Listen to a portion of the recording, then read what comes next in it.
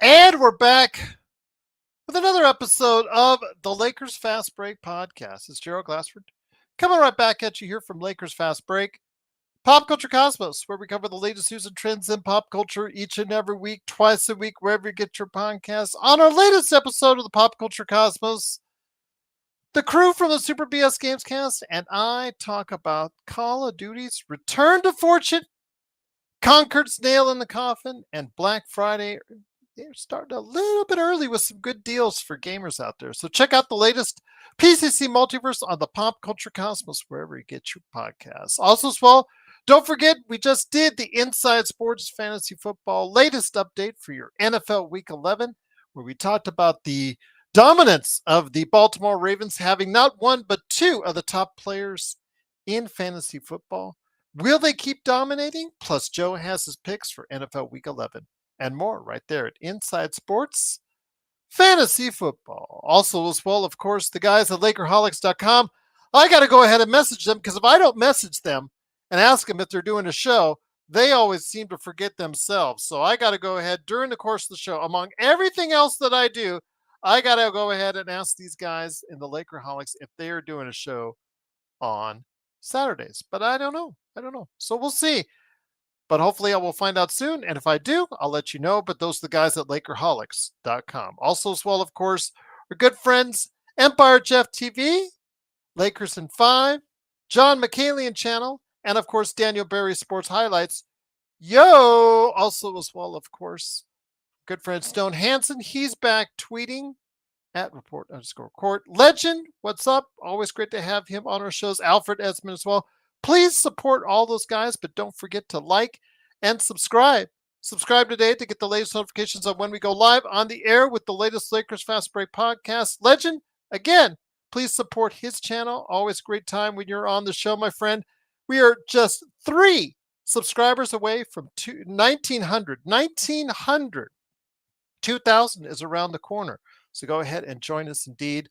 Also, as well, of course, don't forget to go ahead and check us out. If you're a member, I put a lot of stuff there. Go ahead, become a member today. For just $2.99 a month, gets you emojis, badges. I will be, as soon as I'm able to, adding some more emojis there, badges. Get big shout outs. I'll be keeping on with the shout outs for all of our members, plus also as well, of course, inside information, videos, articles, and more.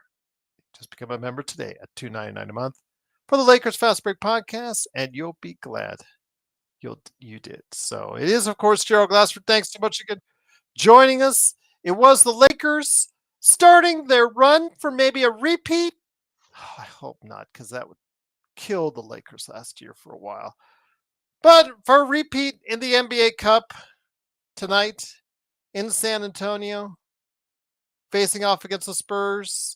The more important thing is, did they get the victory? Because that's all we care about here at the Lakers Fast Break. And the Lakers, 120 to 115, but they started off a little slow. San Antonio took a big early lead. The Lakers came back. They beat them in the first quarter. They were ahead at halftime. San Antonio started to come back in the second half, and then it became back and forth with both teams earning the advantage. But finally, in the fourth quarter, LeBron with another triple-double. That's his 4th triple-double in a row for the 39-year-old. And Anthony Davis playing some good minutes again, MVP style, even with Wembanyama in his face. 40 points, 12 rebounds, 2 block shots for him. LeBron with 15, 16, and 12. 7 turnovers, not liking that so much, but 15, 16, and 12. Just another day at the office for him. Austin Reeves chipped in with 19. Dalton Knecht in the starting lineup because Rui Hashimura was out with an ankle sprain. He got 14 himself. And the bench, the much maligned bench, we got 32 points from the bench tonight. A big output for them. D'Angelo Russell had 13, but Max Christie with his best game by far this season, coming off the bench for 11 points, plus 21 overall, 2 steals, and some key plays down the stretch as the Lakers eke out a victory, 120-115. 1:15. And here today to go ahead and discuss what's going to go on with the Lakers tonight and also tomorrow. Good man indeed. He is the mastermind, the evil mastermind behind Clutch Talk and Lakers Corner. It is the mastermind himself, the guy that deals with the mafioso and the president of the D'Angelo Russell fan club. It is my good friend, Mr. John Costa. Step on down, my friend. You're the next contestant on the Lakers Fast Break podcast. Tell me your thoughts, my friend, on tonight's victory. I was watching from afar. It didn't look pretty at times. It looked very sloppy, especially that sequence at the end of the second quarter. I would like to just etch out on my, like an etch-a-sketch. I like to just rub it out on my brain, where LeBron was just rolling it there close to halftime, thinking that Austin's going to get it. And of course, they stole it and it led to a three. Absolutely mind-numbingly just bad. It looked ugly at times, but the Lakers, they executed well enough that line, and they executed and got the win tonight, my friend. Yes, they did, and there he is. Hey, Joe Soro. But we got the win, man. We got the win, and honestly, one thing that I want to highlight, and I don't know if I mean I'm sure the media is going to highlight this and enough, but I guess to me, we cannot exactly what Blue Magic said. We cannot overlook the fact that Braun just had his fourth straight triple double. He's literally about to turn 40 at the end of December. That's crazy. I know we look at it like a norm at this point, but it's really not a norm. So shout out Braun for doing that. But throughout my thoughts on the game though, I'm glad we were able to figure it out because early in the game that Chris Paul that Chris Paul and Wemby pick and roll was killing us. We had no answer for that. I mean, we kind of had no answer for that all game, but early they got out to that early lead, and I was like, oh man, don't tell me it's gonna be one of those games. Um, but I'm glad to see AD have an MVP performance. Max, best game of the year, but I don't want to hear it yet. I don't want to hear it. I don't want to hear the Max Christie is this, Max Christie is that. Let me see it more consistent. But Max, so far, best game of the year. Hey, a win is a win. Um, does this count towards the regular season or no? This doesn't. Yeah, it's a regular season. Yeah, it does. It's part of the Yes. 82 Oh, game set. Yeah. well, hey, a win is a win, so I'll Yes. take it. The only Happy to one be that here. doesn't, John, is the championship game here in Vegas. That's the Okay. one that does not count on the season schedule. Even the semifinal game counts as a regular season game. Okay. See what Problem Child said. Well, LeBron said doing this isn't normal. LeBron James, 4 years old, go man doing superhuman things. We've never seen anything like it. Yeah, I feel it, man. I feel it. But I mean, yeah, that's what I just said. Appreciate you just echoing that. Uh, but good to be here. Lakers win. Always happy when Lakers gonna win. All right. Yes, absolutely, indeed. Lakers are now 7-4 on the season. Actually, no, actually, they're 8-4. I'm sorry, they're 8-4 on the season. But also here today is a good man indeed. You got to go ahead and check him out today as Oxide247 at LakersBall.com and Simblades with the Y.com. It is Joe Soro. And Joe, you were heading up our playback.tv / Lakers Fast Break broadcast. It looked ugly at times, turnovers, but the Lakers 45% from 3-point area. They took 31, so not a huge amount, but just enough. They made the right plays down the stretch. They executed when they needed to. Earlier in the fourth quarter, not as much, but the right plays at the right time. And Max Christie, who got minutes tonight because Rui was out, got his chance back in the lineup as we thought he would. He was going to get another shot, and he made the most of it tonight, Joe. Yeah, it was an entertaining game.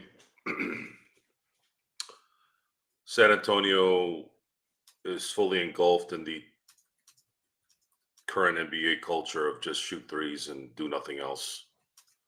I'd like to somehow get some more talent on this team so we can eliminate that a little bit. I like 2020 for that reason alone. Just being able to understand, if you're going to shoot those threes and you miss, make them pay. Because I noticed whenever they did miss, the opponents that year, the Lakers would go on a run and no one could stop their fast break.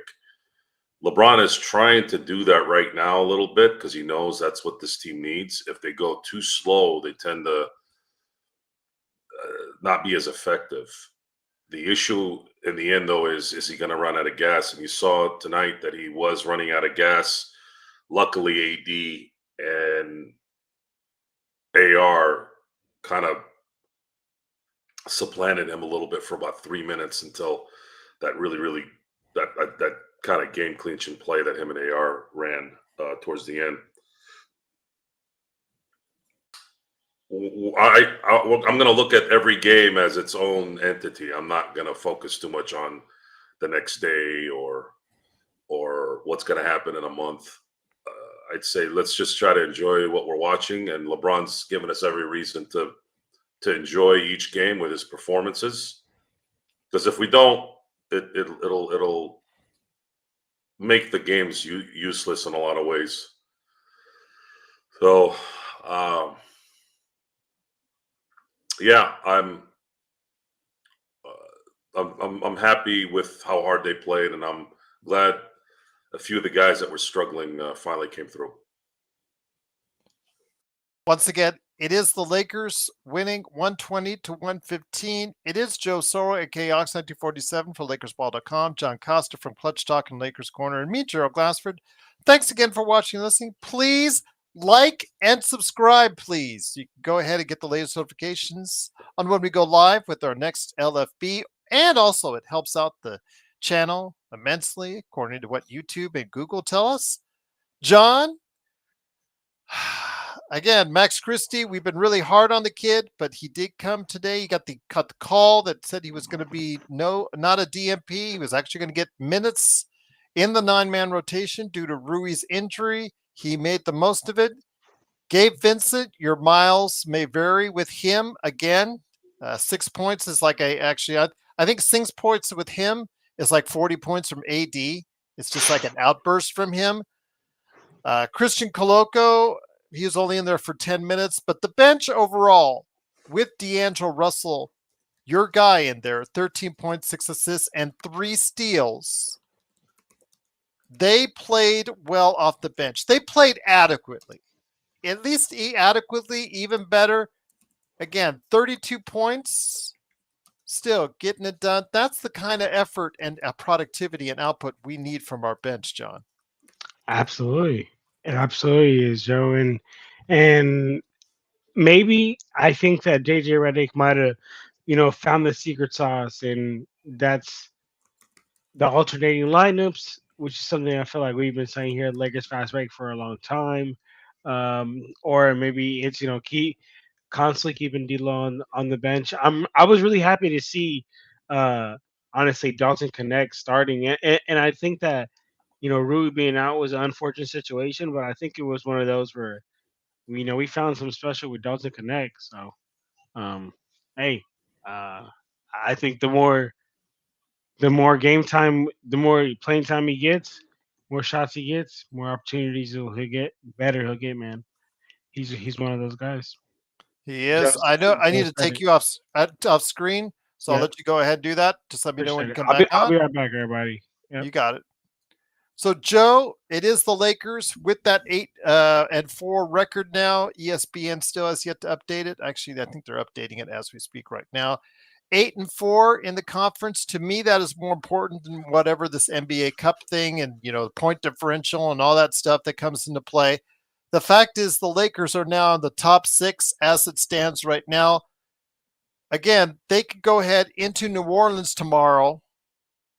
If they just don't falter into the trap, as Jamie Sweet would put it, they can go ahead and get out of there 9-4. Man, that would give the team a lot of confidence heading into some tougher games next week. This is going to be a bad game, likely, because both your stars are tired. Yeah. So the role players are going to have to pick up the slack. And I don't know. The issues with their role players is they have way too many guys that have donuts during the game. When you have a starter with 0 points, it's really bad. The only starter in the history of the NBA that didn't affect the game in a negative way is Dennis Rodman, because he did everything else so good, so well. I don't know. I don't know what they're going to do tomorrow, but they're going to need help. And LeBron James can't continue to keep carrying this team. This guy had a triple double halfway through the third. And AD banged his knee on Wembanyama, and he's going back and forth trying to cover everybody. I just AR played great. D'Lo, for God's sakes, you keep giving us a little bit of hope, and then you go away right away. I don't understand. I don't get what's going on with that guy and why his game is so complicated. Max Christie, if Max Christie doesn't finally break out here, I think they would have lost tonight. And that's how it is in team sports. There's always a discussion. Well, this guy didn't do anything, and this guy did something, and this guy. A lot of times it's timing, and it's still a team sport. Everybody has a hand in what happens in a win or loss. And tonight, Christie played well enough for about 5 minutes. It's not enough, but he played well enough for 5 minutes. Reddish can't score. We know that. Koloko looked like he was lost out there. Not a surprise. I'm just tired of injuries. I'm so over injuries. I didn't even know about Jackson Hayes' high ankle sprain until today.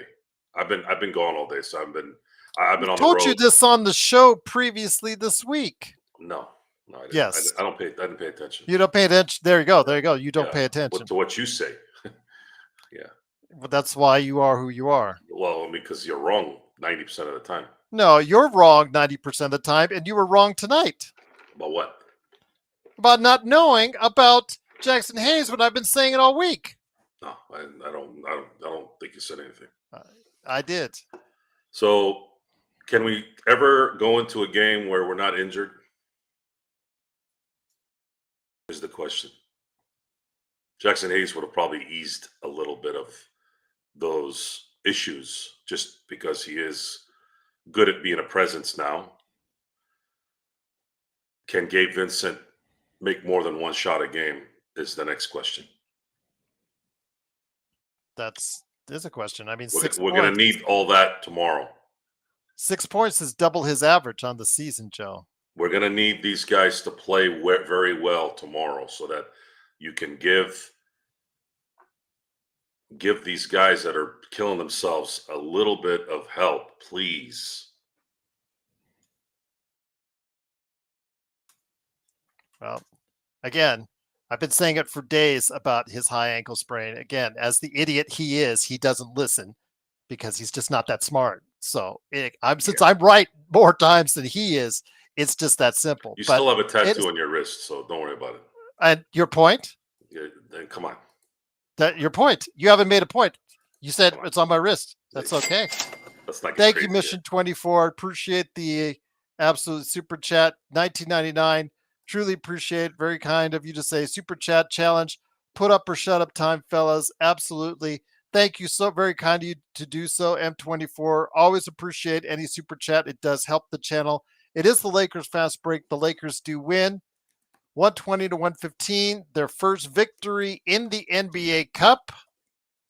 Again, it's Joe Sorof, aka Oxide T47 at LakersBall.com. JY says, why didn't Dalton play in the fourth quarter? He started, but at finish, I think it's Joe's rookie thing as far as it's concerned. The only thing I could say is if when questioned upon it, unless JJ says otherwise, I would say it's probably just not counting on a rookie down the stretch, even though San Antonio was giving good minutes in the fourth quarter to Castle. Your thoughts on not playing Dalton, who started out pretty strong, got 14 points in his time in there, but yes, didn't play down the stretch. My guess is fundamentally maybe there was something off. I don't think he was tired. No one's tired at 23. So I would say there was something maybe that JJ didn't like that he was doing that he took him out. That'd be a good question to ask JJ at the press conference. Mm-hmm. Was it his defense, Jay?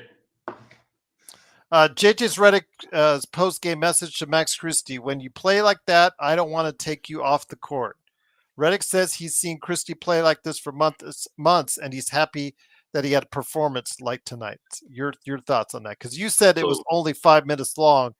JJ seems to disagree with you and say it's a little bit longer.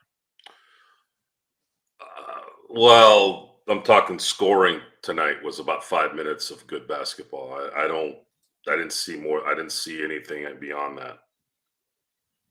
Just saying, it's count the minutes. It might not be on the dot 5 minutes, but he had a small window where he was shooting well, and I don't think it was for more than 5 minutes total in the game. Okay. His defense might have been better than Knecht's towards the end, or maybe JJ wanted to ride the wave. Mm-hmm. But I don't know. I don't. Sometimes you risk losing battle to win the war. Makes sense. However, I would rather put my eggs in Knecht's basket and let him ride. And if Christie is going to do what he needs to do, then play them together. That's obviously a possibility because they didn't play Reddish much tonight. Christie came in, did get beat a couple times late in the game off the dribble, but for the most part, did provide some good energy, which if you haven't been playing, that's what you need to do, Joe. When you get back in the rotation, you need to prove to the coaching staff that you belong back in that rotation. Yeah, that's very inspiring, Gerald. I don't know if that matters. Just don't suck. But oh, gee, yeah, okay. I say it a much better fashion. I don't. So Christie's job, in my estimation, is try not to get cooked. Just don't suck. Try not to get cooked on defense and make the open shot. That's essentially all we need from Max Christie, D'Angelo Russell, and I'm not going to depend on Reddish to make shots. He's just not that guy. And then, of course, Dalton Knecht. It's more understandable if Knecht struggles because he's new. So that leaves you those two players whom we're begging to make those shots. Gabe Vincent isn't in that group because he's never been a good shooter. So I'm not really depending on him to be a sniper or hit the open shot every time. However, I guess there's some value there in defense and some veteran leadership. Again, 6 points tonight, 1 of 2 from 3, doubling his season scoring. Max Christie did get in double digits, one of the few times he's gotten double digits this season. So good performances all around. Thank you again. Truly appreciate the super chat out there. M24 has put the challenge out to you guys. It is Gerald Glassford. Thanks so much again for watching, listening. Truly appreciate it. Scott Holder with the super chat. They've won 4 games, beating teams we should. AD balling is yes. The D is bottom 7. Second worst in the West. Yes, it hasn't been pleasant to watch at times as far as the defense is concerned. We've played 4 teams with no guards. Your thoughts on the somewhat shaky defense? Again, getting it done tonight with 115. That first half was not exactly the best defensive effort I've seen from the Lakers. Let's just put it that way, especially in that first half. All the Spurs were doing was just move, three-pointer. Mm-hmm. That's all they did. Every other half the league does the same stupid offense. Mm-hmm. That's all it is. Baseball, all they try to do is hit the ball out of the park. That's why batting averages are crap. That's it. This is the way of the world. The only way you combat it quicker is if you do have some defense that can be a little bit more disruptive to the point where they have to stop shooting because there's no room to shoot and they got to go inside, and then you create a harder process for them to make it, because no one on their team really can dribble and get to the basket. There's not one guy. Maybe Stephen might be able to be that guy soon, but there's really no one on the Spurs that can dribble, penetrate, and create offense that way on a regular basis. Chris Paul used to be able to do that, but not anymore. He can do that in spurts, but that's about it. Fair enough. Spurs. Spurs. There you go. But the Lakers do win 8-4, tied for 6th place in the Western Conference. Yes, the first victory in the NBA Cup. The Lakers do win 120-115. Tomorrow they head over to New Orleans. You're talking about how AD and LeBron had to do so much. Tonight they played 38 minutes for LeBron, getting the triple-double. You did see him gas out a little bit in that fourth quarter, Joe. The 7 turnovers, especially early in that fourth quarter. Missed a couple free throws. Did look a little bit like he was spent at that time. I think that, yes, there might have been a substitution for D'Lo, but I think there was a reason why that they called a timeout right after a timeout was called, because I think they were trying to give LeBron a little bit of extra blow. And then Anthony Davis, another 36 minutes tonight. Scary, when he bumped knees with Wembanyama. Wembanyama went back to the back. They both were fine to finish out the game. We'll see how they are in the coming days as far as if either one of them is going to have any residual effects from that. But your thoughts in watching Victor Wembanyama up close and personal for tonight's game? If Victor gets a couple of stout players, the Spurs are going to be a problem for a very long time. Victor is going to be barring injury, will be a 5-time Defensive Player of the Year and a 5-time MVP. It's when his career is all said and done. It's ridiculous how good that guy is. It's not even fair. He's going to mature even more. His body is going to still be lanky, but he'll build adult muscle from maturity. And a lot of times you get faster and you get stronger and still have the same weight, but also more muscle. Your body's able to withstand a little bit more force. I mean, it's going to be scary how good he's going to be. Absolutely. And the reliance on the 3 is something I know a lot of people have been concerned about, the shot selection. Is that a concern, or should it be a concern that he's taking way too many threes? LeBron or AD? No, Wembanyama. Oh, Wembanyama? No, because he makes them. Okay. That's the NBA, though. He didn't make a lot of them tonight, but the threat sometimes is enough to open things up. And as far as his knees hitting AD's, AD actually got the best end of that because his knee hit the side of Wembanyama's knee. If both knees hit, the kneecaps, it's like a stinger. It hurts for a minute, but then it goes away. For AD, he hit the side of Wembanyama's knee. Wembanyama got hit in probably one of the ligaments there in the knee. That's a little bit more kind of dangerous, whereas AD got a little bit of a cushion on that and just probably hit the side of the kneecap, not all the way through. So I think AD will be fine. He didn't look like he was affected by it at all. It's just a quick, tinge, kind of like when you hit your funny bone. And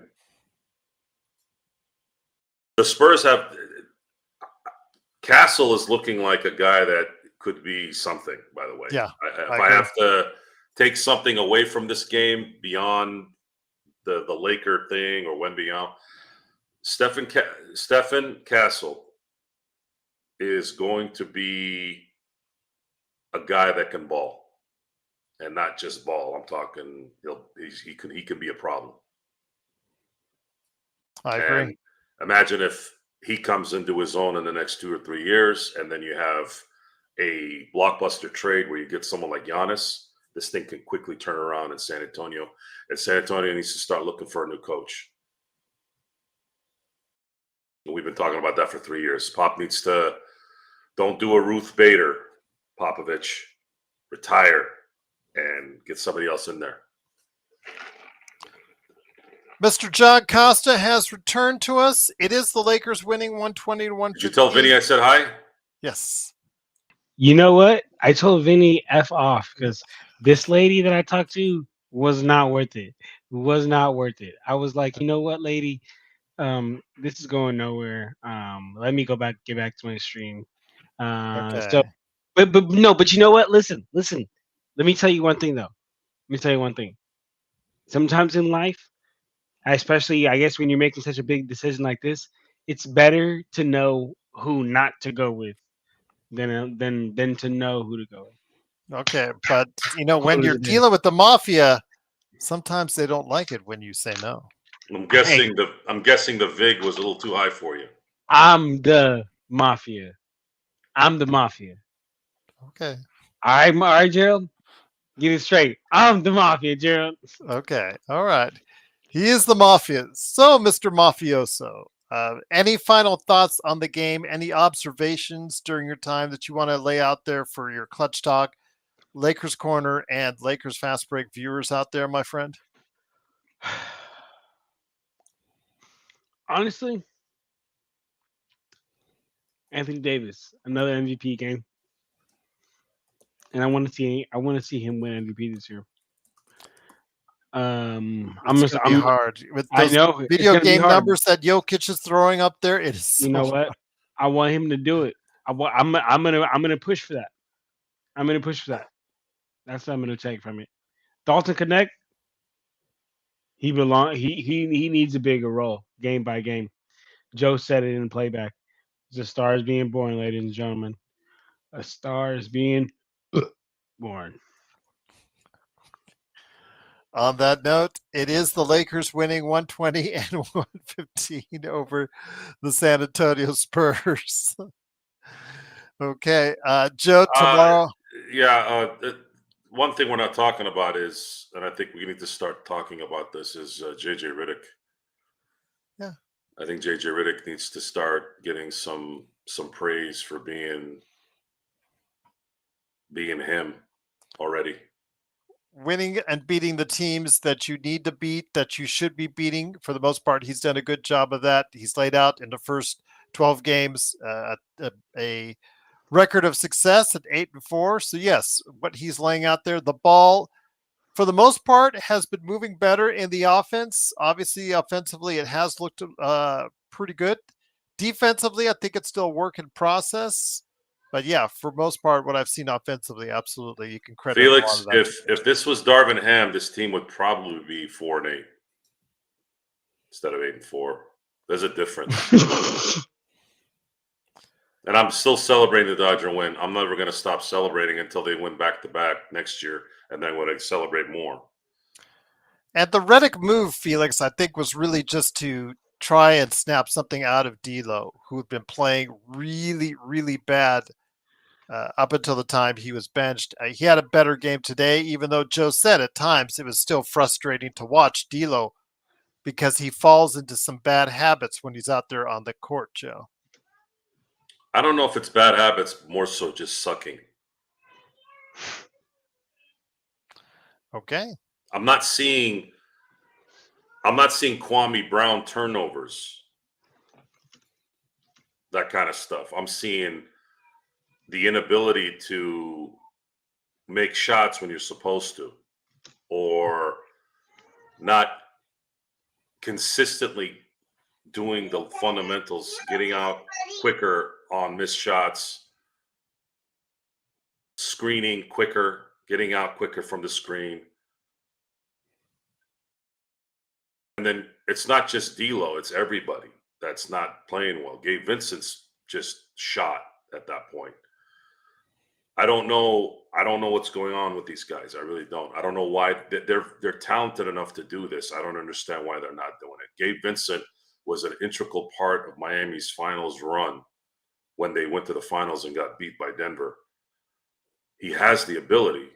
I don't know if Spoelstra mentally can get stuff out of him versus anyone else here.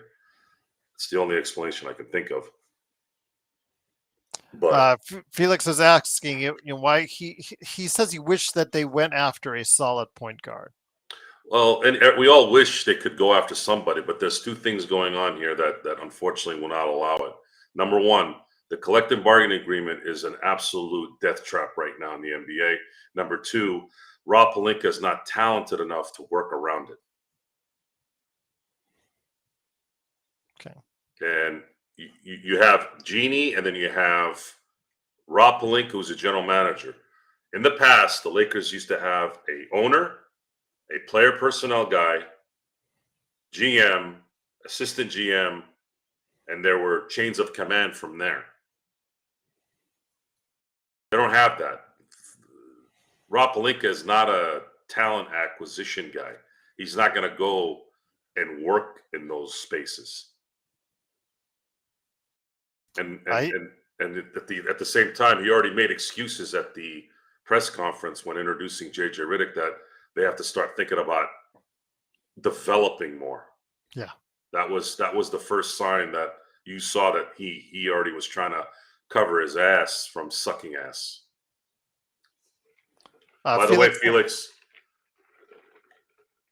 I'm still celebrating. I still watched the Grand Slam today at least 3 times.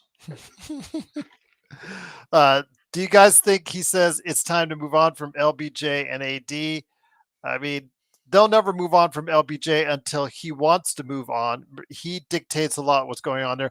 I like a lot of people have said that, maybe this team should look into doing that as far as moving on from them, but you don't want to move on from AD and the team doesn't want to move on, Joe, from LBJ. Moving on from LeBron it's not really based off of, I just want to get rid of LeBron. It's the only way you can convert that money into something that can last longer than a few years. That money can be used to rebuild quicker, because I'm advocating for AD to stay. AD is still in his prime. You keep that guy and then you start building for the next run. And maybe you're going to be much luckier to get into title contention by having LeBron's money going to someone younger or people that are younger and building that way versus shoveling the sand into the tide and seeing really cool games with LeBron, but is it going to mean anything in the end? Because even after 4 straight triple doubles, my friend, the Lakers are still in 6th place in the Western Conference. With all the hard work, AD and LeBron having to do so much of the heavy lifting, Joe, the Lakers are still. LeBron isn't the problem. The system is the problem, and LeBron makes 1/3 of that salary. If this is about winning, there's got to be a decision made there. Are you serious about winning championships? It's a hard decision. Just like it was hard for Indianapolis to let Peyton Manning go when they had the first pick to get Andrew Luck.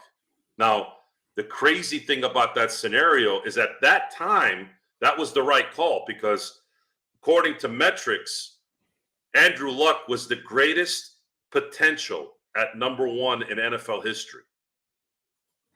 And he still is, based off of his skill set. The issue was he got destroyed by injuries and a horrible, horrible management of that team during that time. Mr. Irsay, Mr. Drinking and snorting coke, getting stopped by cops owner guy. But they had to, the sad thing about that was if you look at it now, they wouldn't have done that, because they probably would have won another Super Bowl with Manning. And they didn't win anything with Andrew Luck. So looking at it from our situation is LeBron, you're not going to get rid of AD. He's too young. LeBron is great. LeBron is amazing. But he's not going to help you win championships right now. This team needs to get younger. If you want to be serious about winning, that has to be the first stop. Otherwise, I don't know what to tell you. That's the story there. It's not going to happen. I'm not going to sit here and dwell on it. It's just not going to happen. If LeBron wants to come back after 2025, we're going to have to eat it. But if y'all are, it's a great question. Should we move on from AD and LeBron? It's a good question. It's a really good question. My answer to that is yes and no. The no is AD. The yes is LeBron, not because LeBron isn't really good. It's because it's the only way, because of his salary and the current system. It's the only way you have a chance to rebuild and have a 10-year run or a 5-year run. John, let me bring you back in here. Parade on Figueroa on Twitch has a question for Gerald Joe, but I think also because you weren't here yet, I brought you back in. Let me go ahead and ask you this. I'll start off with you on it. And Parade on Figueroa, big shout out to you on Twitch. Do you prefer a third star or more depth if you could only choose uno? Great Uno? question. Uno. One, Joe. Yes. One. Great question. I'm gonna be honest. This league is, for you to beat the best, you got to be able to compete with the best. And for us to be able to compete with the best, we need to be able to have depth. And I would rather have depth on this team. But the thing is, if you look at all those great teams, they're deep around two stars that are oftentimes complementary to each other.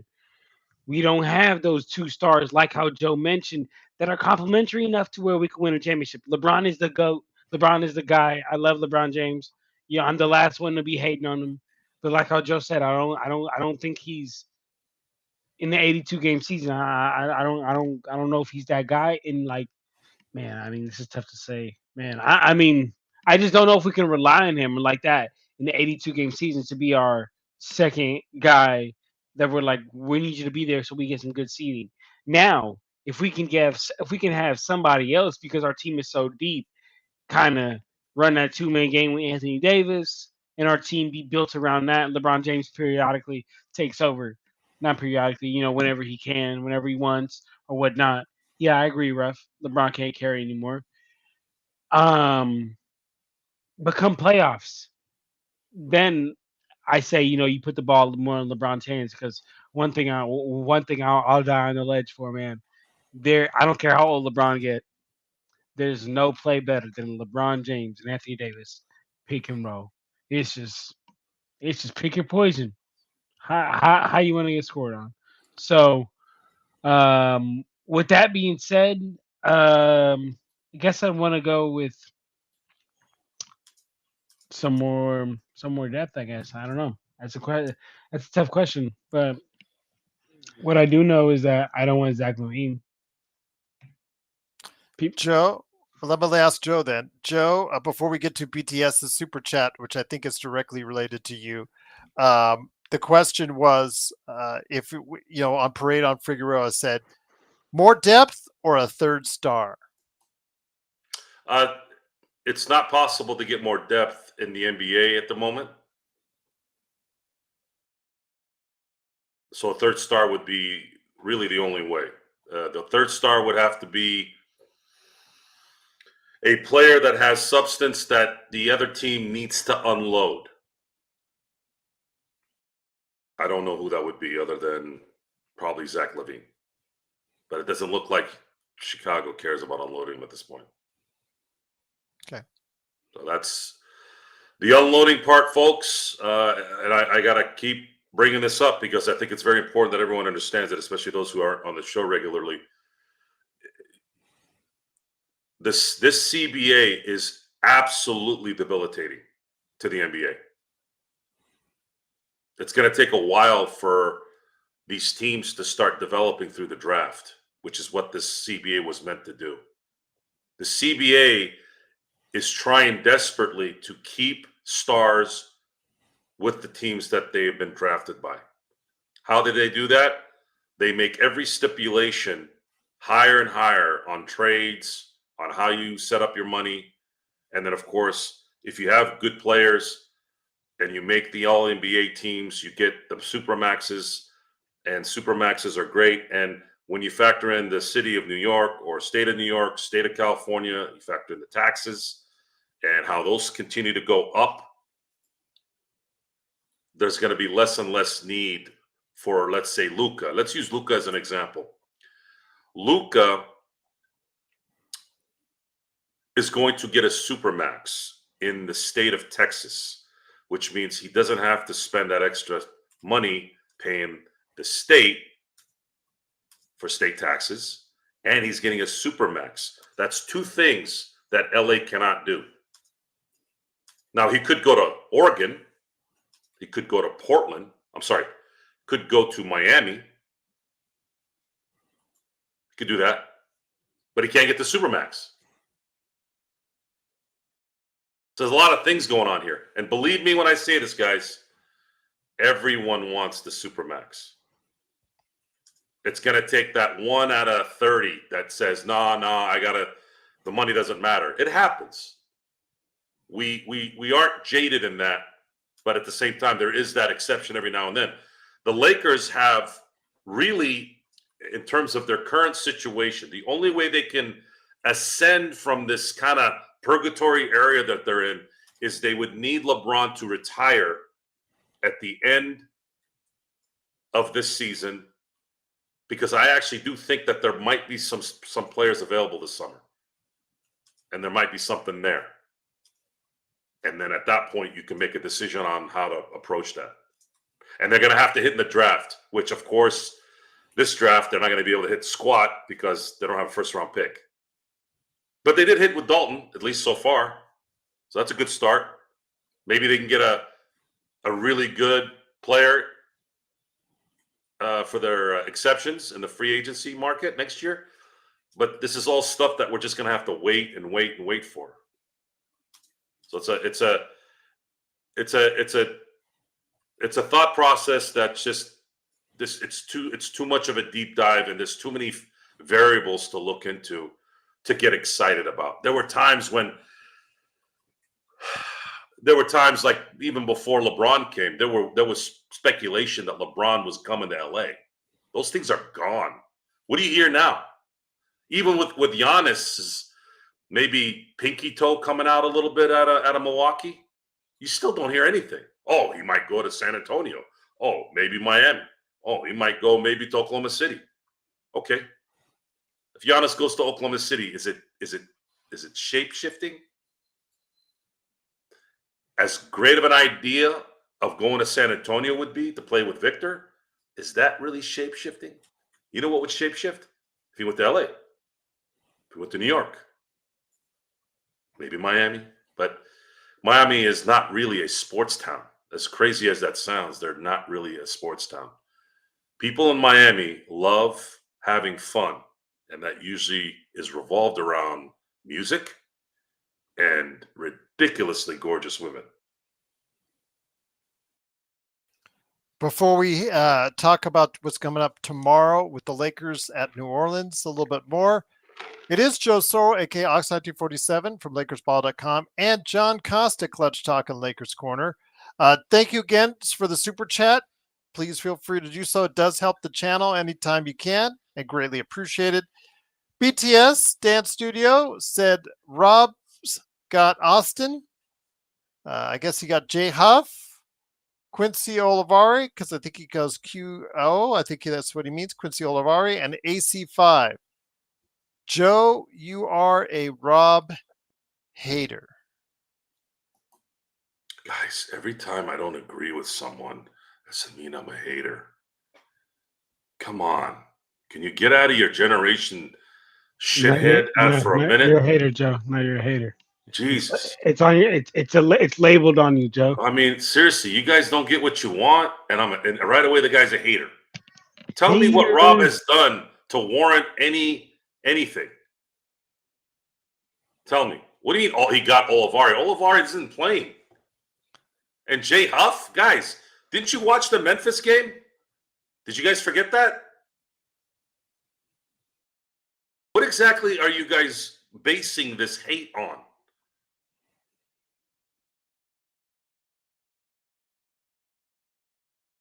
Did I trade a defensive stalwart team for Russell Westbrook? Did I do that? Man, tell him, Joe. You tell me. I'm sitting here in my studio or I'm at work minding my own business. Literally. So what do you mean I hate on Rob? He's the one that fucked up, not me. I'm just telling you he fucked up.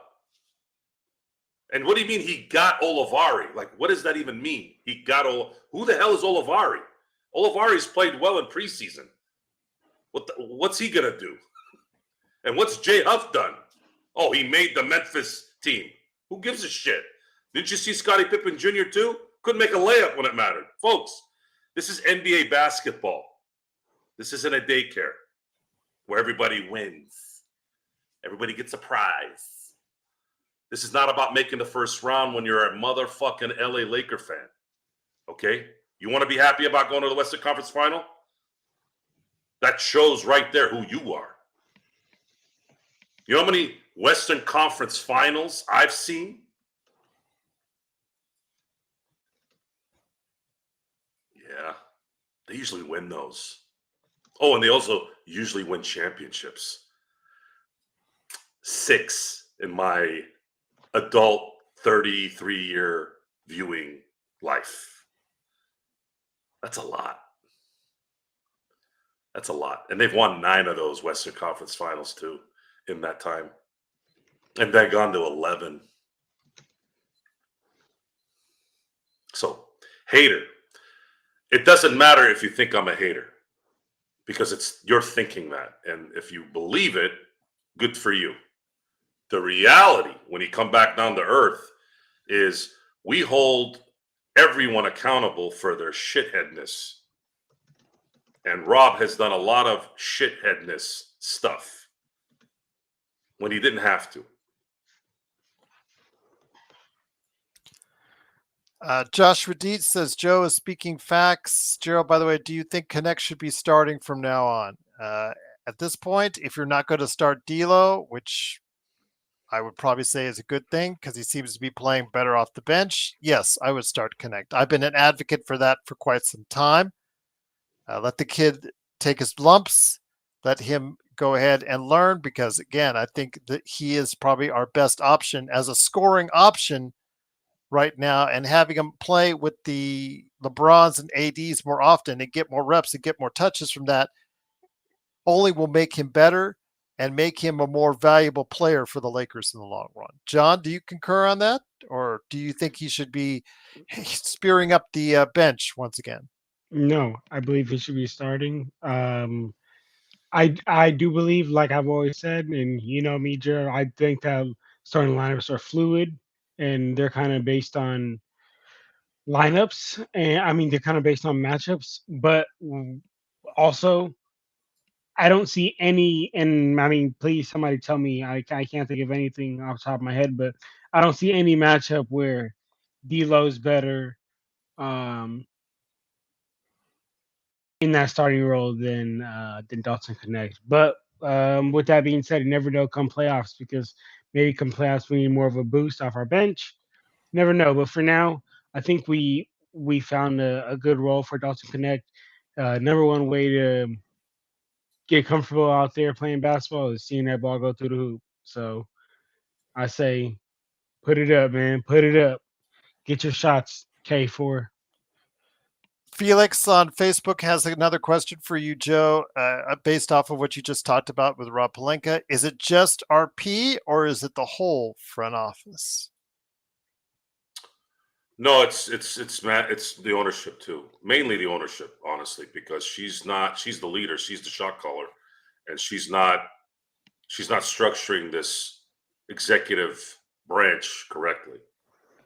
Probably due to money and issues with dealing with egos, because that's what happens when you have people that are determined people. You have to deal with egos. You have to deal with them maybe calling you out, even if you as an owner.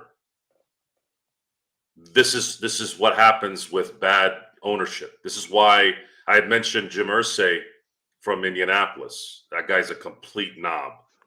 And the reason why he's a knob is because he was bequeathed that team. He didn't earn it. His piece of shit dad earned it.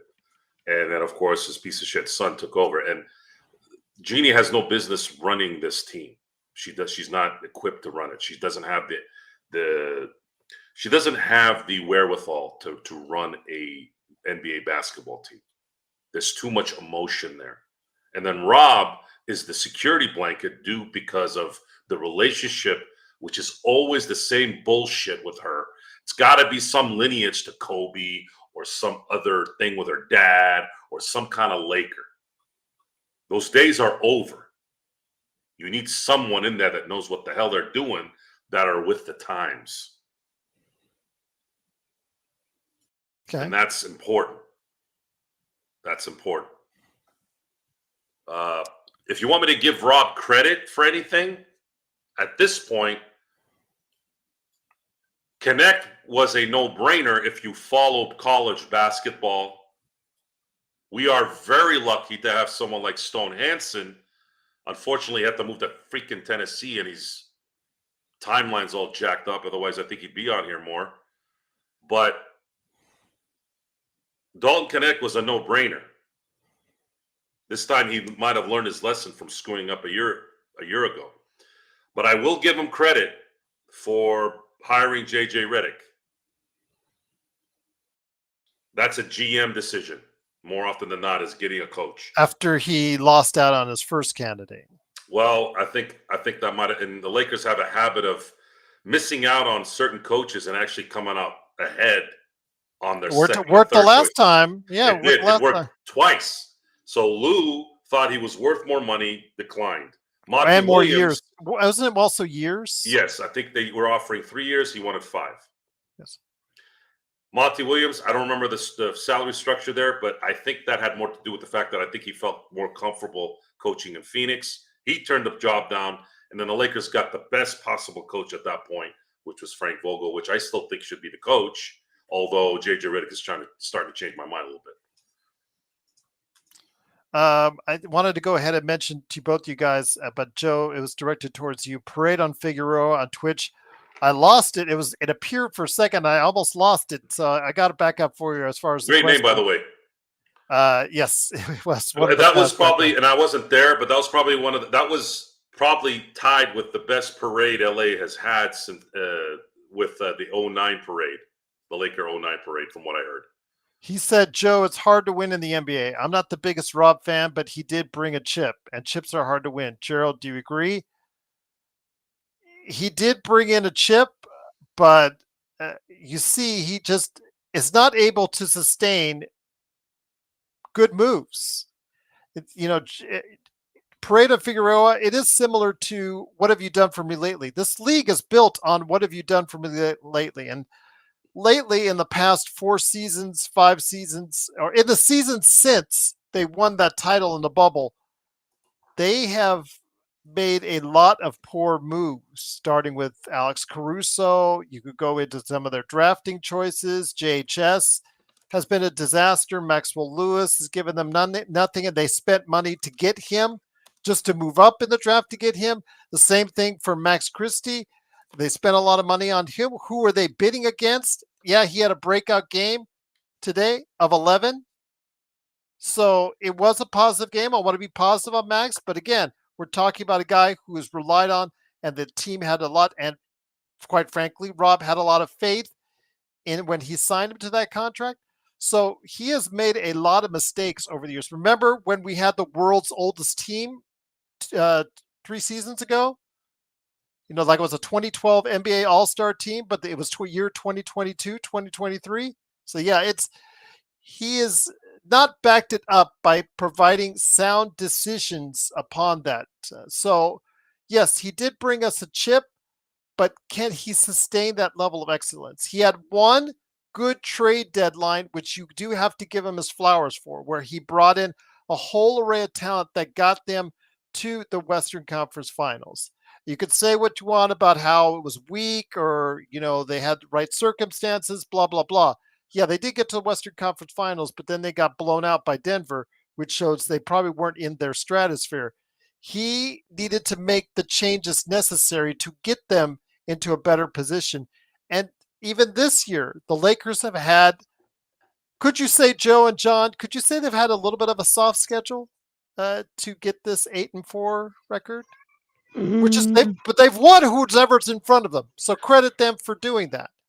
Yeah, I wouldn't say that they had a soft schedule, but I also wouldn't say wow they've had one of the hardest schedules in the league because they definitely had to play some tough teams before, like the Warriors and the Cavs. Like those are some solid teams. Well, they haven't played the Warriors yet. Actually, no, I'm it's tripping. not that they have a Yeah, soft yeah. schedule. It's that It's they were fortunate to not play good teams without their main arsenals. Okay. I The don't know. Philly team had no Embiid, no Maxey. The last Memphis game, they had no Bane, no Morant. Those games probably go different, likely. And that's something you have to consider. Well, But the thing is, though, when I just wanted to add this in, if I may, when it comes to Rob Pelinka, if this team, Parade and Figueroa, gets a major injury somewhere with either LeBron, AD, or even Austin Reeves to a lesser extent, do you think they have the depth to sustain where they're at? no, they don't have the depth right now to probably sustain what could come, which is if they play a 4 or 5 game stretch against really good Western Conference teams and they're not injured, they can't do what they did tonight. They can't do what they did in Memphis. They will get blown out. The depth has to help LeBron and AD. Otherwise, those guys are going to get taxed out. This is the 12th game of the year.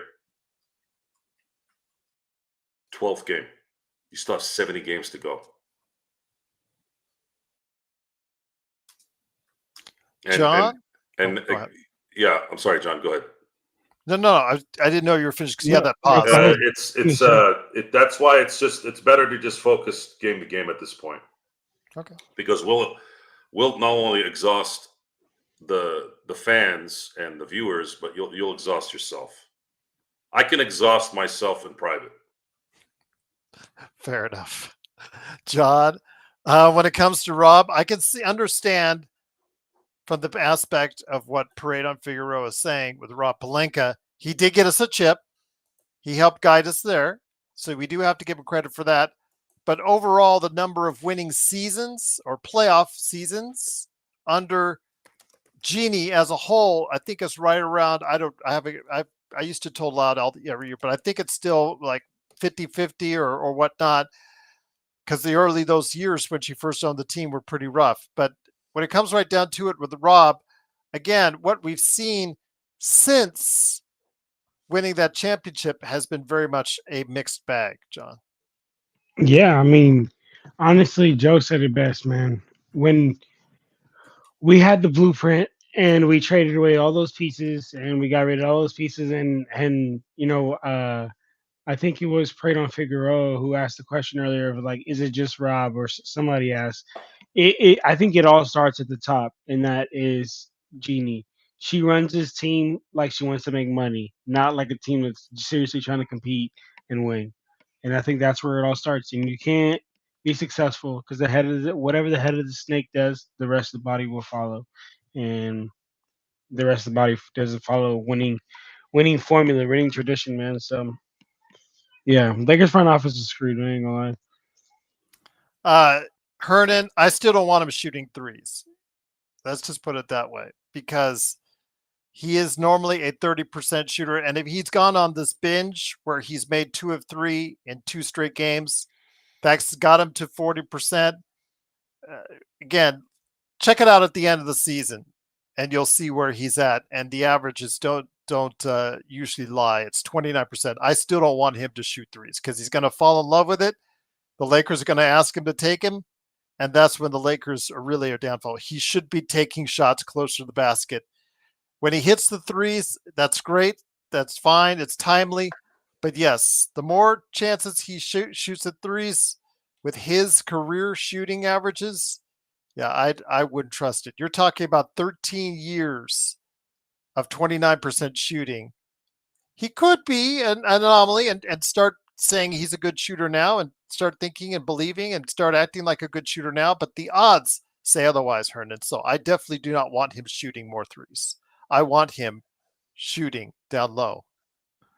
Joe, do you disagree or I don't agree? think it matters at this point, and he's been making them. So if you think, look, I'm getting to the point with JJ Redick where it's very similar to kind of Andrew Friedman.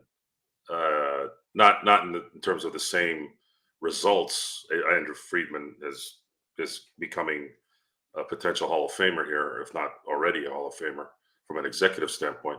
But I'm getting to the point where I'm feeling very comfortable and just letting JJ Redick decide on what to do. All this stuff about who to start, who not to start, it's irrelevant to me. Let him decide who to start based off each particular game, whether it's due to injury or whether it's due to matchups. Let JJ Redick do what he's doing. I know when a coach knows what he's doing, regardless if he's winning or losing. You can tell because talent still overrides no matter how good the coach is. You still need talent. But as far as what JJ Redick has done in the first 12 games of the season and his demeanor and his reaction, you saw that thing I sent you earlier today. That right there is an identifier. I have been in that moment so many times in my life. So maybe I teleported into his mind and said, I know exactly what's going on. So let JJ Redick decide on how he wants to structure this setup. Because right now, it looks like he knows what he's doing.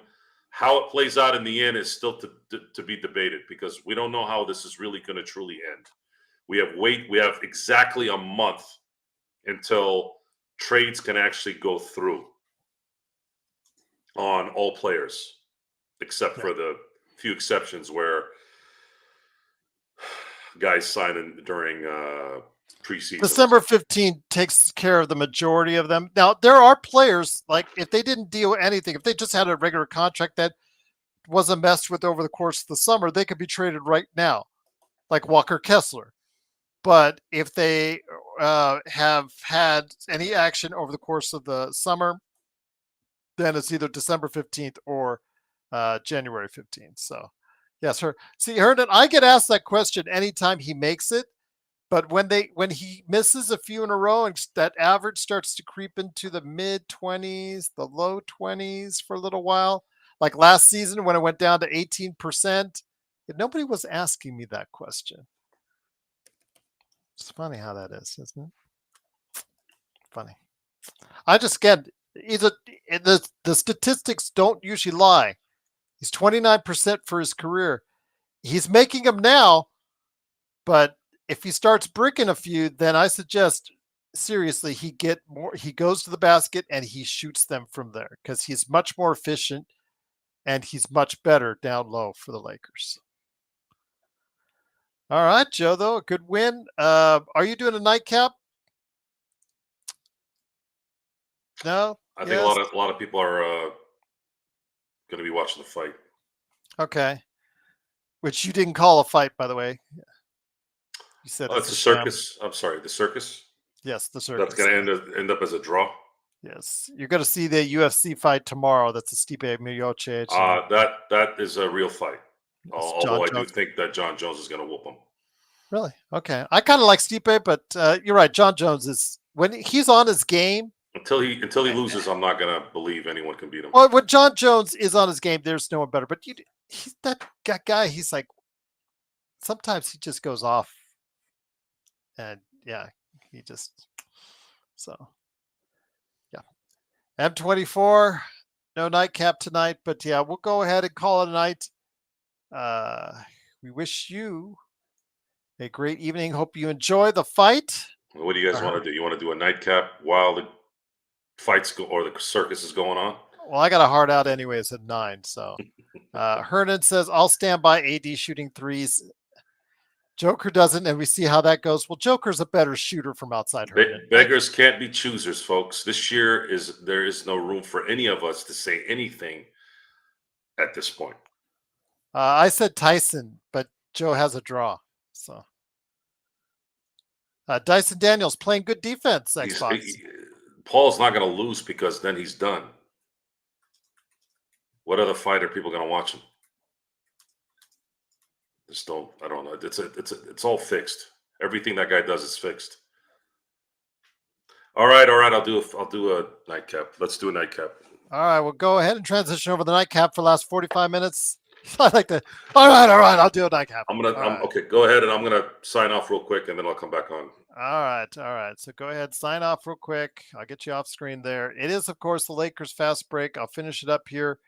It is the Lakers winning, 120 to 115. It is, of course, Gerald Glassford. Thanks so much again for watching, listening. Truly appreciate it. We'll be right back in just a few seconds. Coming up with at least for a short time, up until 9 o'clock, because I do have a hard out at 9. Coming up with the nightcap right here at the Lakers Fast Break Podcast.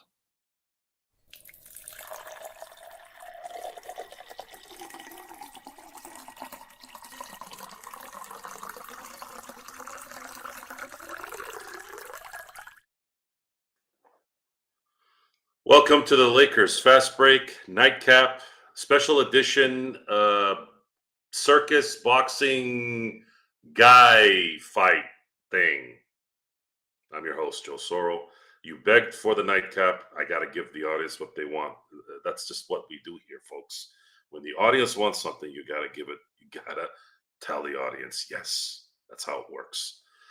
Thank you, Heavy Duty. Thank you, Jay. Thank you, Problem Child. Thank you, Mark. Thank you all. I got to get my drink as soon as Gerald gets here. Where are you, Gerald? I got to go get my drink. I got to go get It's your my dang nightcap. show, So man, on the nightcap. All right, yes, go get your drink. I Go know. get your But drink. I'll be right back with my drink. All right, go you know get what? your dang drink. I think I'm going to do a shot tonight. Uh-oh, watch out. Oh, let's get it. Shot. Shot. No. Please don't do that. I already did. Sorry, too late. Okay. We're going to take a shot together, folks. If you guys have your adult beverage with you, get your shot glasses.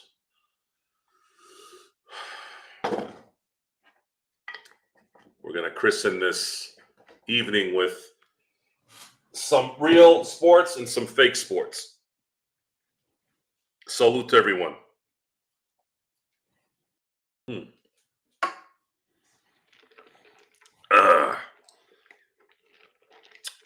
So Gerald has this obsession about AD not shooting threes. I'm going to continue this discussion real quick. At this point, JJ Redick has discussed that he wants AD to shoot more threes. I think the reason why he wants him to shoot those threes is because it opens up the lane more, and if he starts making a few, it's going to open it up even more. Because they don't really have a choice. But if he starts missing a lot, like his career dictates, they'll just play off of him. Okay. So what's the alternative? Hey, how about this? Keeping him closer to the basket. Yeah, and what did I just say? Well, you said keep him out there. Yeah. That is okay, but if he misses them, they won't.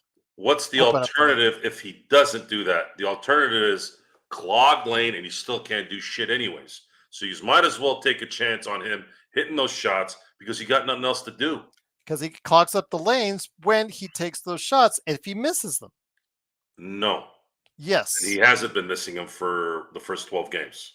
He's been making them. He was in the 20s up until these last 2 games, Joe. Are you going to keep talking about the goddamn percentages or when he makes them? Well, because when he makes them, he's been good. Well, the percentages don't lie. He was in the 20s up until the last 2 games where he's hit 4 out of 6. Okay, so Kike Hernandez sucked ass in the regular season and then started looking like Reggie Jackson in the playoffs. What does the regular season or stats mean at that point? Well, I tell you, if he keeps on missing exactly dick. Well, if he keeps on missing them, and you're going to keep on saying, no, you're going to yell at them. They have no choice. There's not enough talent on this team. There's not enough talent. You got to do something. Now, if he starts making them, you at least now they got to think about it. Jesus, how long is this fight going to take? They got to do all the production values. Production. It's ring been entrance. 3 hours and 20 minutes. They had fights before, I think, right? 1 or 2 fights before. How long have they been doing the promo on these chicks? Ring introductions, all that stuff. Circus. I told you guys, it's a circus. It is a circus. Of course it is. So, anyways, let's get back to topic here. What about New Orleans tomorrow? Okay, so New Orleans has their own problems. They have a lazy star and a lazy-looking star. Talk about purgatory. What did the New Orleans Hornets do here this year? Do they have a fire sale? CJ McCollum, are they going to trade him to a contender so he can have a last-second shot to win? That's What about Brandon Ingram? I just said, didn't I say lazy and lazy? Well, I said you said trade CJ McCollum. I said, were you looking at trading Ingram too? Yeah, well, I mean, I don't know who's gonna trade for him and sign him, because they didn't come to an agreement on an extension. That's the reason why I'm saying. So tomorrow, it's very likely that both LeBron and AD are going to be, at least LeBron is going to be dead tired. So who's going to take over the ball handling duties tomorrow? I'm going to guess Austin Reeves. LeBron's going to have to float tomorrow a little bit more so he doesn't get burned out. Can Austin Reeves dictate against New Orleans? That's a question you want to ask yourself. I think if there's a team that you can get away with that with is New Orleans. They don't really have a out of this world point guard or very, very, very athletic type guard like San Antonio had tonight with Stephen. Who do you have? Is it going to be DeJounte Murray that's going to be a problem tomorrow? Is it going to be CJ? Is it going to be Herb Jones? That's the question. As far as Brandon Ingram's concerned, he's going to be a free agent if they don't trade him this year. Does he leave?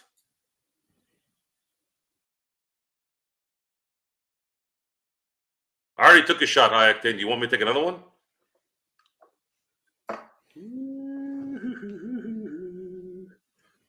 I'll do another one. Oh, yeah. Oh, yeah. Cavs are 14-0 after Mitchell scored 37 tonight. Yeah, 37 tonight. Oh, yeah. Oh, yeah. Well, I'm going to be a Cavs fan this year, and you all know why. Might be our only shot for the Celtics not to win it all. Cheers to that. Salute to you, and salute to the Cavs. Please, I'd be more than happy to cheer for a Cleveland team to win it all so that Boston doesn't win it. And that right there, folks, is another explanation on why our venom towards management is so harsh here. Because after 2020, the Lakers were set to win more than one championship. And because of an injury-riddled season in 2021, they panicked. They panicked not only from that, but they panicked at the Brooklyn acquisition of James Harden. And since then, Rob has been just trying to catch his own tail since then. And instead of passing the Celtics when they had every bit of an opportunity to do that at that time, they actually ended up dropping back again. So that plays a huge part. The disdain, the frustration of the beginning of this season, the draft, free agency, the conclusion of the finals, all that mixed into one, and the decisions made around that time, it's because of the Boston Celtics going again one title up above the Lakers. Because I was very excited after 2020, not only because they won the title, but I really felt that they were going to get 18 before the Celtics. I said, this is it, guys. We are going to win one more championship with this team. I am so excited. I cannot wait. We're going to pass the Celtics in our lifetime. And now we actually might see the Celtics go 2 up. So the frustration is there. Mission. Joe, have you ever had an NDE experience? Near-death experience? No. But I have had 3 instances where my life was kind of threatened.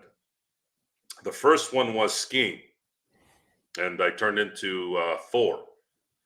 And what I mean by that is I was going down this hill, and I fell, and I was speeding. I was Sonny Bonoing, apparently, at that time. And I couldn't stop. And then luckily it was a powdery night or day. It was an evening, powdery evening. And I just put my fist through the snow and stopped myself. And I was like, just like emergency brake. That was the first one. The second one was the 07 fires in San Diego. Now, I'm not exaggerating when I'm telling you this, 100%. There were fires just engulfed all around us that were kind of a few miles away, but there was a threat that the embers could travel and end up causing problems, but it wasn't drastic. So we didn't take it seriously until we had to. Of course, when we had to was I woke up at 4:00 in the morning, and I used to have a window in my condo on the right. And that window faced kind of towards the big mountain that we used to live behind. So I wake up due to the sound of alarms and people running around in the back and horns, and all I see is an orange window. And of course, when you wake up, the first thing you do usually, you're like, when you're trying to focus on where you are, what's going on, right? So I woke up pretty quick. I got up, I'm looking at that window, and I'm going, that's an orange window.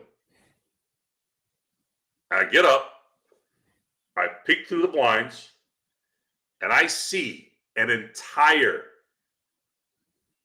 what I think it's 100-foot mountain, maybe more, 200, 300-foot mountain, engulfed in fire coming right at me. Yeah. So I did one of these. Yeah, that's a fire coming at me. People knocking on the door, get out! Now, usually in crisis, I actually focus better.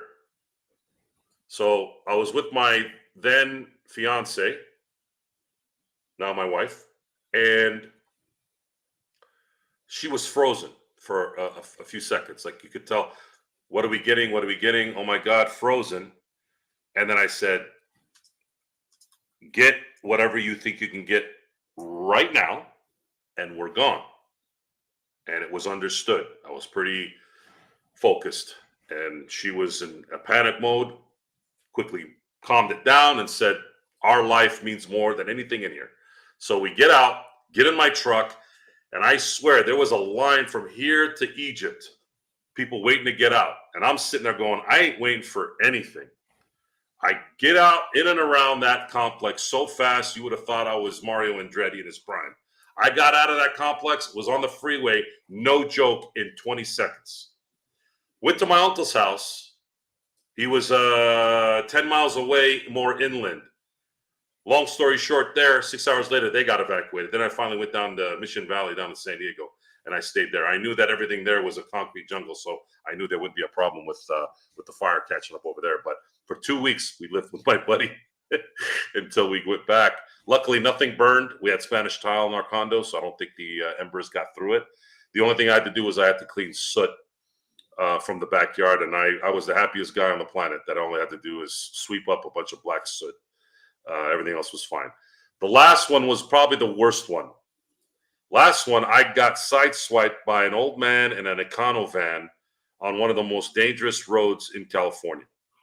If I hadn't been paying attention, it would have likely been a head-on collision. I probably would have been either dead or probably had my legs crushed, because I know those vans. I used to drive them in the transportation business.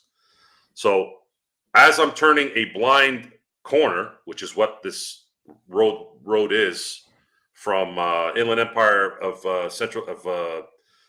SoCal to Orange County, or Inland Empire to Orange County, I had a blind turn. This guy kind of veered into my lane and just missed me. By the way, when I looked at the truck after I'd gotten out and was fine, I saw the paint transfer on the left side of the bumper, and then it, of course, rubbed up on me until it finally made me spin, I think, a couple times.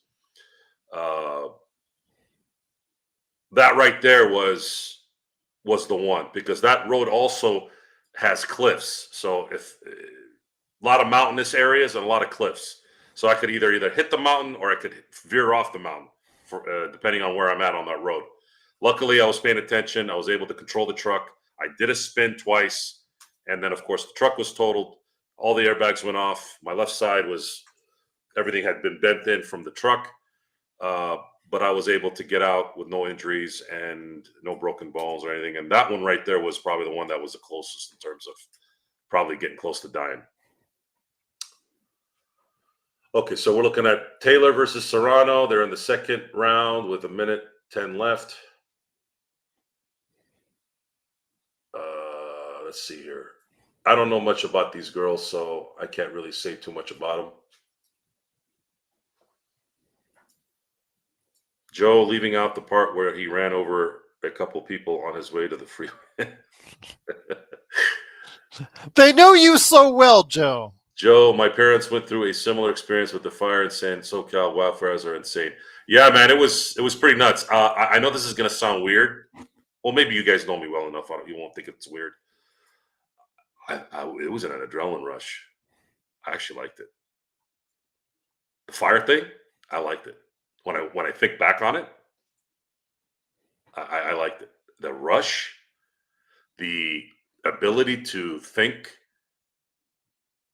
and execute, and time, boom, boom, boom.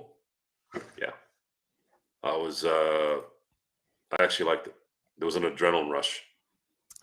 Just want to let you know, according to Twitter, this is the payout, or the actual bet, excuse me, here in Las Vegas, issued by Drake. He laid the odds out. He put $355,000 on Mike Tyson to win tonight. The payout would be, just you see right there, a little over $1 million. Right there. What round are you watching, Jay? It just, the second round just ended. Where I'm at, they're on the corners.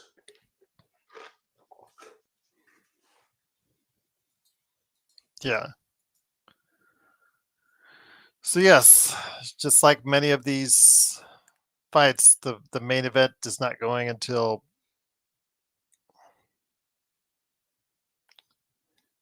was it on tape delay here for the West Coast? That doesn't sound like Netflix. Yeah, Condor, I live in Las Vegas, so yes, I have done quite a bit of sports betting in the past. Yes, usually I play parlays, NBA odds, or Super Bowl. I love doing Super Bowl props. That's always fun. Third round just started. Where are you guys at? Really? I'm the main assuming event Joe is in minutes.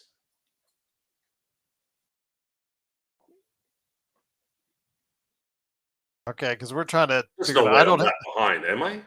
I don't know. I don't have Netflix on because of the they'll throw a copyright on, so I can't check it out.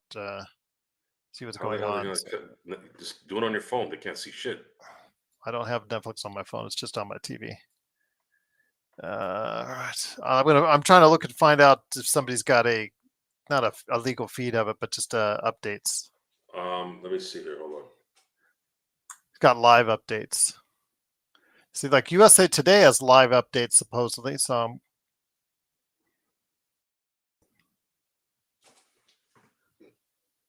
It's still the third round. It is live. Okay. Yeah, it's not moving, guys. It's live. It's still Serrano and Taylor, right? Yeah. Yeah, they said it was going to start around 8, but they're already well overdue. So it's still Serrano and Taylor. Let me see if I exit. Let me exit Netflix and start over. Piece of shit.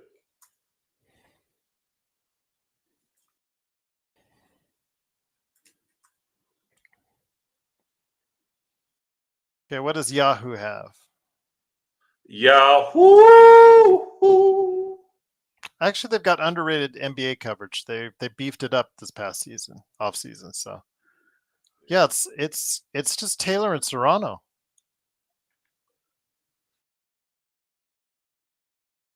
It's live on Netflix.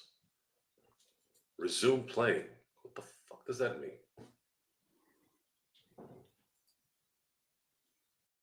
I just say it's the 12th round, Alan. You're so funny. Blue Magic says they're going into the main event soon. They're just talking now, but the other fights are over.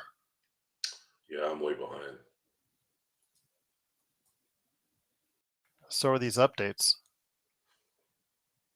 I wonder if these guys are messing with us.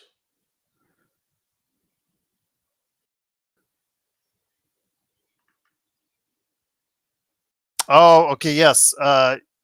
Yeah. Where is it? Taylor defeated Serrano versus because it's only a 3-round fight for the girls. Oh, Unanimous no, it's a decision. 10-round fight. Well, she said, okay, Katie Taylor defeated Amanda Serrano via unanimous decision. Okay, so Yeah. it's a 10-round fight? Okay, 95-94. Yeah, it's 2-minute rounds. So Mike Tyson versus Jake Paul is 8 2-minute rounds. Dude, I exited, went back in. Nothing's changing, dude. I don't know what the hell's going on here.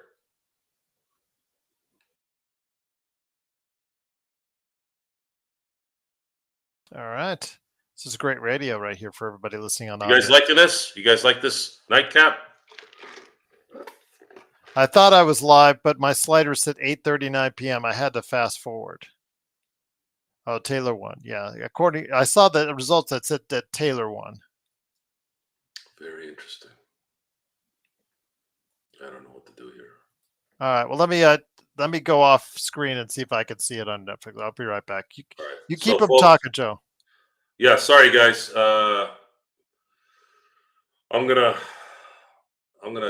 force stop Netflix and then reopen to see if I can go live.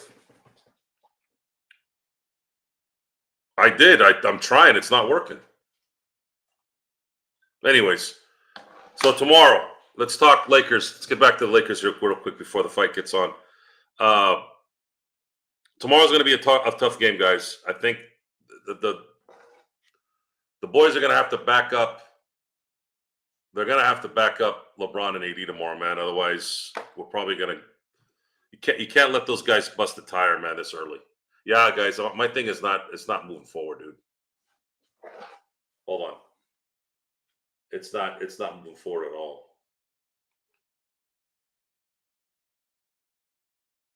Hold on. I think I finally found it. There we go.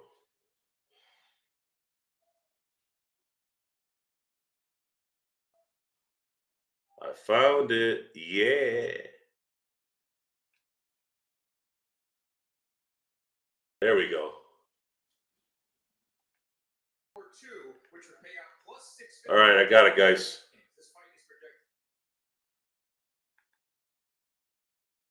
We're live. We are live.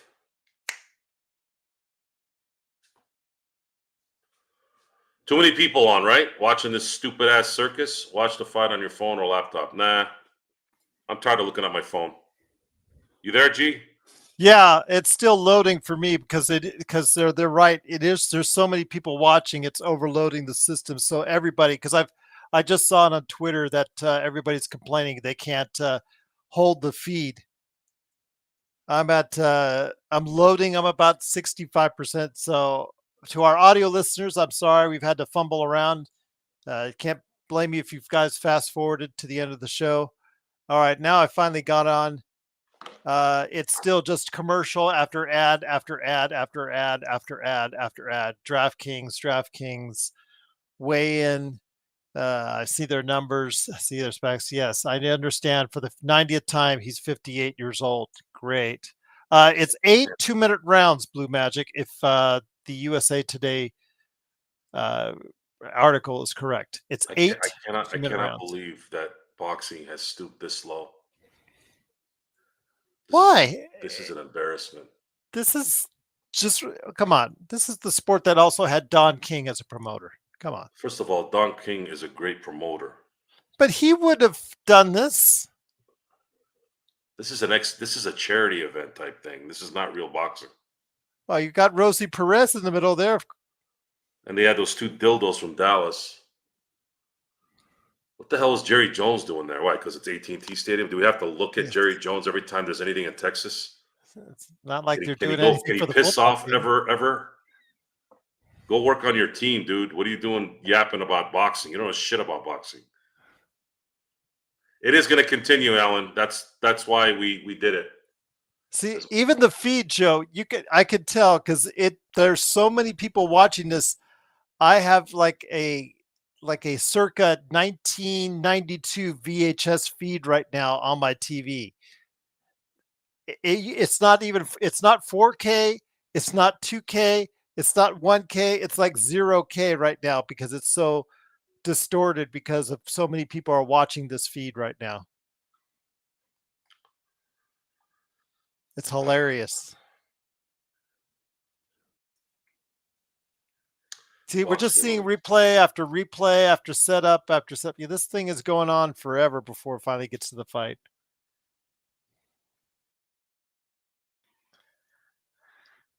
Joe, it's terrible. I'm watching this like it's like 1992 all over again with this feed. Never mind, forget it. I'll just get the results when I'm driving because I got to head to the Mandalay Bay here in a little bit. All right. Yeah, Rosie Perez, the actress. I don't know how she relates to all this, but she is part of the commentators' coverage. It's part of the DEI selection.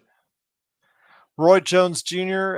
Mauro Ronaldo is really good, so I think he's at least something there. So, but yeah, I've turned it off. I'm not watching it. So I'll just watch the highlights.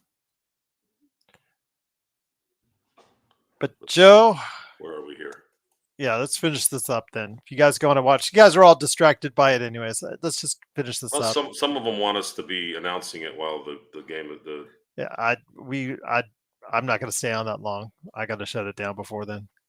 It's like 20, 30, 40, 50 minutes of pre-coverage for this fight, and I'm like, forget this. All right, so I'm going to listen to Mark. Mark, you're right. Let's talk Lakers here. We'll discuss a little bit about the Pelicans here before we shut down. The Lakers have to go in tomorrow. Is Zion playing tomorrow? Zion is not playing. Tonight, the Pelicans did beat the Nuggets, just to let you know. So they are playing also as well on a back-to-back because they did have their Cup, NBA Cup group play. 101-94 over the Nuggets, but the Nuggets did not have Jokic in that game. Brandon Ingram had the big game. Trey Murphy hit some shots. Brandon Boston Jr., who they picked up off the street, literally, he was waived, sitting out there. Any team could get him. New Orleans gets him, and he's playing a pretty good role for them as a starter, scoring 19 tonight. Who is that? Brandon Boston Jr. He was a Clippers draftee. Yeah, he was waived after training camp, and he was just sitting there for anyone to get. And he's been playing well the past couple of weeks for them as a starter because of all the injuries. He had a really cool block. What was it, yesterday? Mm-hmm. No, it wasn't yesterday. Earlier this week. Earlier this week, was it? Okay, yeah. I was surprised he was still playing, actually. But anyways, tomorrow, Zion isn't playing. Brandon Ingram is going to be there. CJ's going to be there. I'm going to... Rui is a maybe. He is not sure if he's going to play. Just FYI. I won't be surprised if they lose this game. Now, how it plays into the tournament, we'll find out tomorrow. But I'm pretty sure that this is probably going to be an L. Maybe I'm wrong. I don't know. What do you think, G? You think I'm wrong? You're silent. I think you're right, Joe, because when you start getting too confident and we start calling out wins and whatnot, they always seem to let us down. You know, Jamie throws out those traps there for a reason. And I'm sure because the guys are going to be on tomorrow, by the way, the Lakerholics will be on tomorrow at 11:30. Jamie will be hosting, and I'm sure he's going to call this trap out simply because of the fact that, like you said, Joe, injury-riddled New Orleans team, but they're playing a tired team. Lakers coming in there on a back-to-back. Yeah, you don't want to start because remember we got too cocky when they went into Detroit, and look what happened there. So yeah, it's. I'm going to say I agree with you. The trap has been laid out, and this team, I'm still not confident in its bench, and if it can give us the every game output that it gave us tonight. Mark, you're saying they gave Pelicans there? Like you're eating Pelican? That could be a sign. That could be a sign. Are you eating Pelican tonight, Mark? Reddish? No, he said Reddish triple-double. Oh, wow. Well, if Reddish gets a triple-double tomorrow, I will shave my head.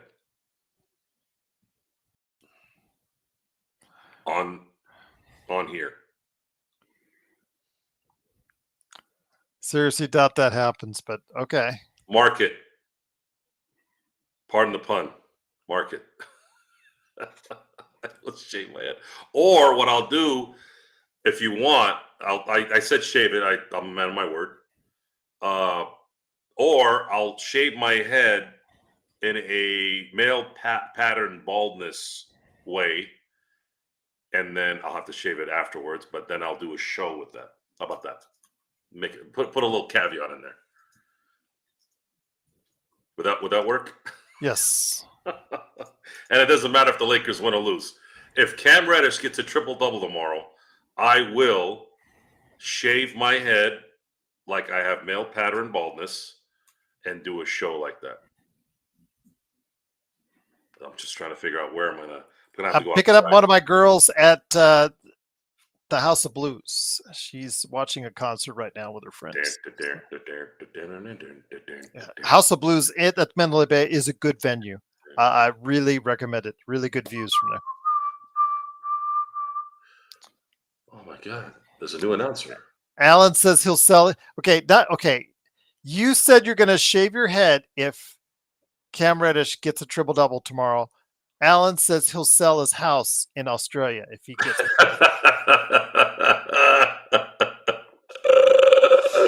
Not only shave my head, I wanted to put a little spin on it because I'm going to have to shave my head afterwards, but I will shave it in a male pattern baldness way. Oh my God. So here, see? So this would be like here. If you guys seen the movie,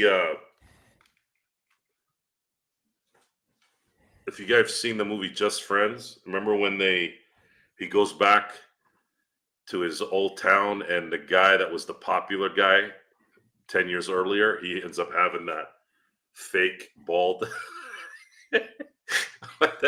that movie was. He's Joe the one that goes, Cam Reddish. "Hey, can I have $5? Can you give me?" I think he says, "Can you loan me $5 that I can have?" Hey, I saw you sitting next to P. Diddy. Boy, did that not age well, by the way. They're going to have to take that out of the movie. I do want to tell you guys, again, Lakerholics tomorrow, 11:30. The Lakers have put out, just so that you know, at the NBA store, if you guys like the latest jerseys, I do like these city jerseys. They just became available, different price range. So check out the NBA store for that. They look really cool. The Lake Show, I like that. Really leaning into it. So I like the color scheme on it. So I may be getting one in the near future. Joe, I did want to ask you before we head on out, that all-star thing that they're proposing with the 4 teams round robin tournament, I think, or something like that for the all-star team proposal. Did you catch that before we head on out? I did. I got an alert on my phone about it. Yeah, I guess they're trying hard to spice up the all-star. I don't know what.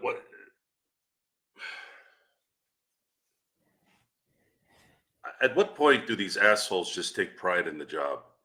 How much more money do you need to give these guys? How much more attention do you need to grab from morons out there to just watch and enjoy a cool exhibition? You don't think they were rich back in 2000 and 1998? There were some epic games with players then that these assholes couldn't hold their jocks. How about give a shit? How about be a good promoter of your league by being competitive? Why do you need gimmicks? This is the problem. This is the problem. And a lot of it is, again, I'm not trying to harp on LeBron. The reason, and LeBron, as popular as he is, and he is popular, he was too polarizing to be at that spot. He needed to be somebody that was loved. And we probably wouldn't be seeing this as much. But anyways, I'm still trying to figure out how they can make the regular season better. I have a lot of good options. I wish they would listen, but they won't. They just keep going the other way. And with that. Oh, one last thing I forgot to ask you, because Mark said he was going to chat with me sometime on the Cosmos about Penguin season 1. You need to go see it, Joe. It's very mafioso oriented. I think you would like it. Oh, the Max show. Yeah, I think you would like it. Yeah, I might have to, now that it's complete, I don't have to worry about waiting. I might have to delve into that. Johnny Sack's daughter is one of the big leads in there, right? Yes. Yeah, so I thought that was kind of cool. Alan says if Cam gets a triple-double tomorrow, he'll buy you a Bronny James jersey. All right. So do you guys want me to shave my head or buy a Bronny James jersey? That actually might be worse. The head shaving, yes. You know what? Hold on a second, Gerald. Do a survey. Do a survey. Let the people talk. Let the people talk. All right, hold on. I'll throw another curveball to you guys. You guys want me to shave my head if Cam gets a triple-double, or do I buy a Bronny James jersey and wear it on every show for the rest of the year? All right, that's if Cam Reddish gets a triple-double tomorrow, correct? Correct. Okay. I'm going to put the poll up there, guys. Hold on. And it's only going to be on it for a couple minutes because I got to jet on out. Like I said, ask the question: is it a head shaving or Bronny jersey for Joe if he loses tomorrow?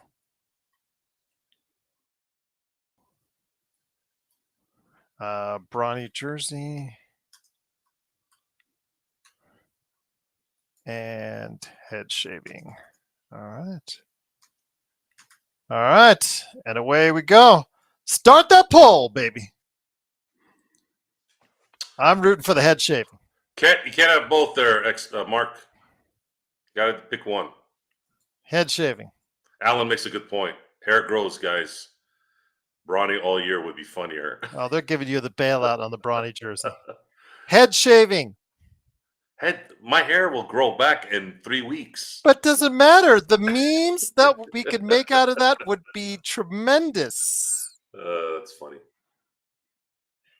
Looks like Bronny jersey will be winning. Really?